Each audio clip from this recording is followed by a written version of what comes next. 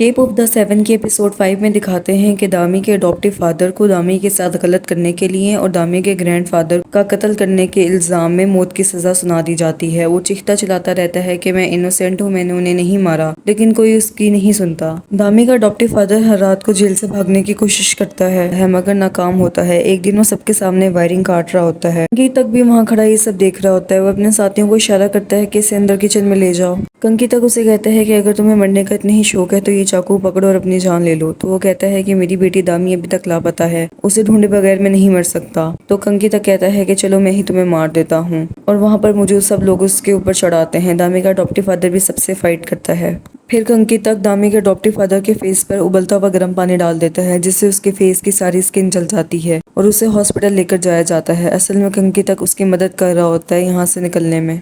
दूसरी तरफ हनमोन को इन 5 सालों में बहुत ज्यादा शोहरत मिल गई होती है और उसे हर कमर्शियल में कास्ट किया जा रहा होता है, और वो दामी की मदर से कहती है कि मैंने आपसे वादा किया था ना कि मैं आपको इस दुनिया की सारी कमर्शियल्स ला कर दूंगी। हनमोन सॉन्ग सिंग कर रही होती है और दामी की मदर उसे देख रही होती है कि अचानक उसे हनमोन की जगह दामी का चेहरा नजर आता है। वो घबरा जाती है, लेकिन वो फिर फौरन सोचती है कि दामी अब इस दुनिया में नहीं है और अब हनमोन ही इसका सब कुछ है और उसे हनमोन को बेस्ट एक्ट्रेस बनाना है। फिर दिखाते हैं कि दामी के अडॉप्टिव फादर का ट्रीटमेंट होने के बाद उसे वापस जेल लाया जाता है। फिर साथ ही सीन पास्ट की तरफ शिफ्ट होता है, जब दामी के ग्रैंडफादर को ब्रिज से नीचे गिराया गया था। दिखाया जाता है कि वो मरा नहीं था, बल्कि उसने अपने मरने की झूठी खबर फैलाई थी और वो बच गया था और इन 5 सालों तक दुनिया की नजर से बचा हुआ था। फिर सीन वापस प्रेजेंट की तरफ शिफ्ट होता है और यहाँ हमें पता चलता है कि पुलिस जिस शख्स को अंदर लेकर आई होती है वो दामी का अडॉप्टिव फादर नहीं बल्कि दामी का ग्रैंडफादर होता है। उसी ने जेल से दामी के अडॉप्टिव फादर के निकलने का इंतजाम किया होता है और खुद उसकी जगह आ जाता है, और ये सब उसने कंकी तक की मदद से किया होता है। और वो उसे कहता है कि मुझे दामी का बदला लेने का कोई हक नहीं है, लेकिन उसके बाप के पास है।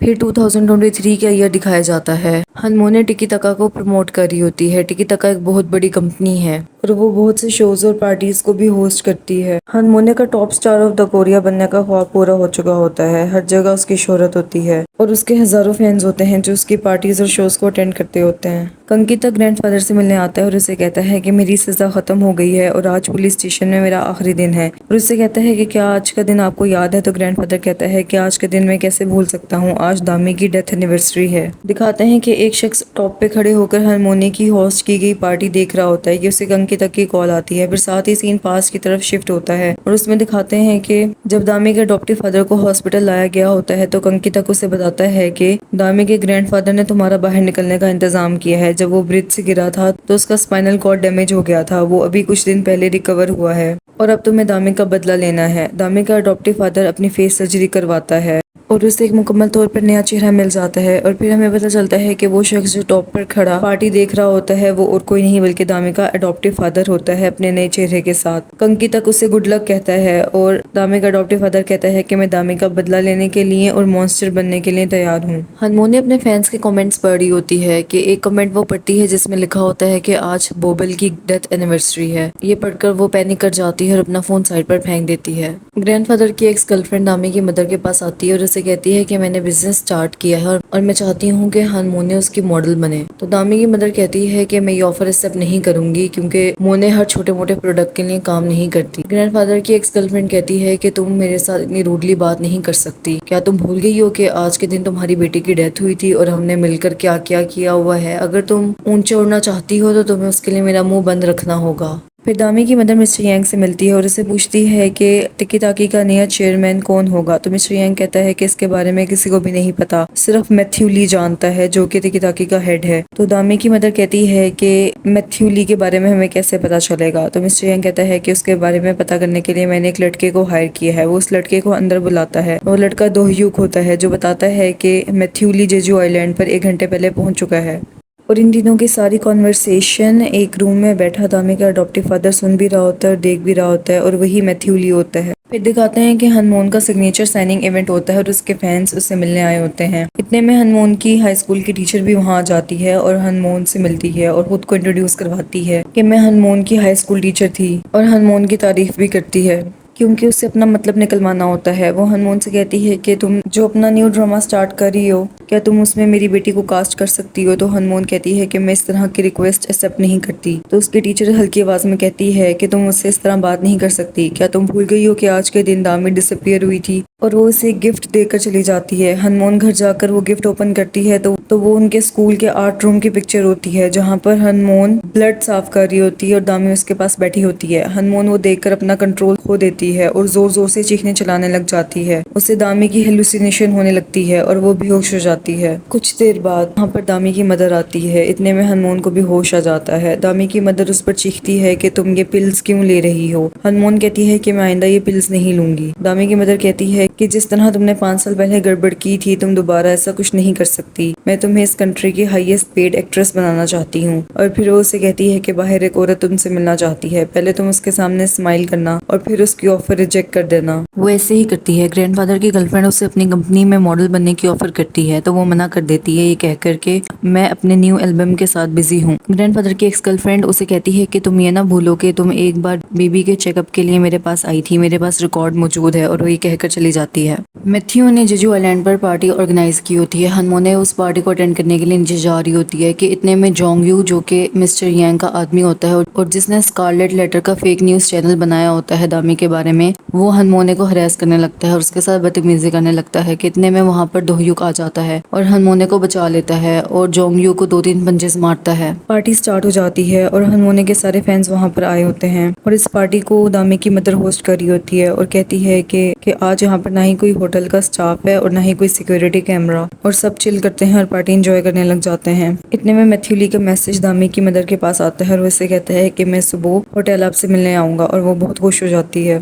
फिर दिखाते हैं कि दामी का अडॉप्टिव फादर यानी मैथ्यू सारी पार्टी और वहाँ पर आए सब लोगों को देख रहा होता है। इतने में योंगजू पार्टी स्टॉप करके सबको कहता है कि आज बॉबल यानी दामी की डेथ एनिवर्सरी है। उसने बहुत ज्यादा ड्रिंक की होती है, वो अपने होश में नहीं होता और कहता है कि मैं ही स्कारलेट लेटर का हेड हूँ जिसने दामी के बारे में फेक न्यूज चलाई थी। वहाँ पर मौजूद सब लोग शॉक हो जाते हैं। फिर वो हनमोने से कहता है कि हम जो पहले बात कर रहे थे वो अभी तक खत्म नहीं हुई, और वो फिर से हनमोने से बदतमीजी करने लगता है। दामी की मदर उसे रोकने की कोशिश करती है, वो नहीं रुकता। फिर दामी की मदर और मिस्टर यांग मिलकर उसे स्विमिंग पूल में धक्का दे देते हैं। वहाँ पर मौजूद सब लोग जोंगजू की बातों से फ्रस्ट्रेट हुए होते हैं, इसलिए वो उसका मुंह कई बार पानी के अंदर देते हैं। अपनी तरफ से वो उसे सबक सिखाने की कोशिश कर रहे होते हैं, लेकिन इसी मजाक में योंगजू की डेथ हो जाती है। सब लोग घबरा जाते हैं और एक दूसरे पर इल्जाम लगाने लग जाते हैं कि तुमने उसे धक्का दिया था, तुमने पहले उसका सर पानी में दिया था, और कोई भी उसके कत्ल की जिम्मेदारी नहीं ले रहा होता। कुछ लोग मशवरा देते हैं कि हमें पुलिस को बुलाना चाहिए, और दोहयुग मशवरा देता है कि यहाँ से कुछ फासले पर एक आइलैंड है, हमें इसे वहाँ पर दफना देना चाहिए, किसी को नहीं बताना चाहिए। दामी की मदर वोटिंग करवाती है कि कितने लोग पुलिस को बुलाना चाहते हैं और कितने लोग किसी को बगैर बताए इसे दफनाना चाहते हैं। सब लोग दूसरा ऑप्शन सिलेक्ट करते हैं। फिर वो सब योंगजू की लाश को उठाकर दोहयुग के बताए हुए आइलैंड की तरफ निकल जाते हैं। उस आइलैंड पर जाने के लिए वो बोट का इस्तेमाल करते हैं।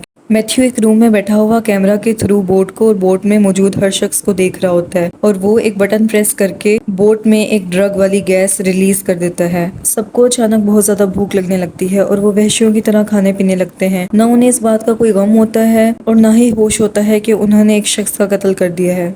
वो सब उस आइलैंड पर पहुंच जाते हैं। वहाँ पर उन्हें एक ब्लू कलर की रोशनी नजर आती है। उसे देखकर वो सब बहुत खुश होते हैं और उन्हें एक यूनिकॉर्न भी नजर आता है। वो सब हैरान रह जाते हैं। वो सब ये देखने में बिजी होते हैं कि इतने में उनकी बोट पानी के बहाव से दूर चली जाती है और साहिल छोड़ देती है। वो सब परेशान हो जाते हैं। हनमोने कॉल करके हेल्प बुलाती है और उसे पॉजिटिव रिस्पांस मिलता है कि बोट कुछ देर में वहां पहुंच जाएगी। ग्रैंडफादर की एक्स गर्लफ्रेंड को वहां पर एक गार नजर आती है। वो कहती है कि जितनी देर में मदद आएगी हम इसकी बॉडी को वहां दफना देते हैं। सब अग्री कर लेते हैं और उस गार की तरफ चले जाते हैं। वो योंगजू की बॉडी को गार में रख देते हैं और मिस्टर यांग कहता है कि अब हम वापस जाकर अपनी बाकी की पार्टी एंजॉय करेंगे। इतने में उस गार से बैट्स निकलना स्टार्ट हो जाती हैं और उनकी तादाद बहुत ज्यादा होती है और वो वहाँ पर मौजूद लोगों पर हमला करना स्टार्ट कर देती हैं। वो सब अपनी जान बचाकर गार से भागना स्टार्ट कर देते हैं और कुछ लोग बैट्स का शिकार भी बन जाते हैं। भागते हुए एक लड़की गिर जाती है और वो मिस्टर यांग से हेल्प मांगती है, लेकिन वो इसकी मदद किए बगैर वहाँ से बाहर चला जाता है और उस लड़की पर बैट्स अटैक कर देती हैं। इस दौरान एक बहुत बड़ा पत्थर आकर गार के सामने गिर जाता है। वो सब उस पत्थर को उठाकर खड़े हो जाते हैं। हनमोने और कुछ और लोग जल्दी से पत्थर को छोड़कर पत्थर के नीचे से जान बचाकर निकल जाते हैं। एंड में सिर्फ 2-3 लोग रह जाते हैं और पत्थर उनके ऊपर गिर जाता है। वो लोग नोट करते हैं कि वहाँ पर किसी के भी मोबाइल का सिग्नल नहीं आ रहा। इतने में उन्हें किसी जंगली जानवर की आवाज़ आती है। वो देखते हैं कि कुछ जंगली पिग्स आ रहे हैं और वो उन पर हमला कर देते हैं और बहुत से लोगों को मार देते हैं। जो लोग बच जाते हैं वो एक ऐसी जगह चले जाते हैं जहाँ पर फ्लावर से रोशनी आ रही होती है और सब दोहियों को ब्लेम कर रहे होते हैं कि तुमने इस आइलैंड पर आने का मशवरा दिया था। इतने में वहाँ पर एक शख्स आ जाता है और यहाँ पर एस्केप ऑफ द सेवन की एपिसोड 5 खत्म हो जाती है।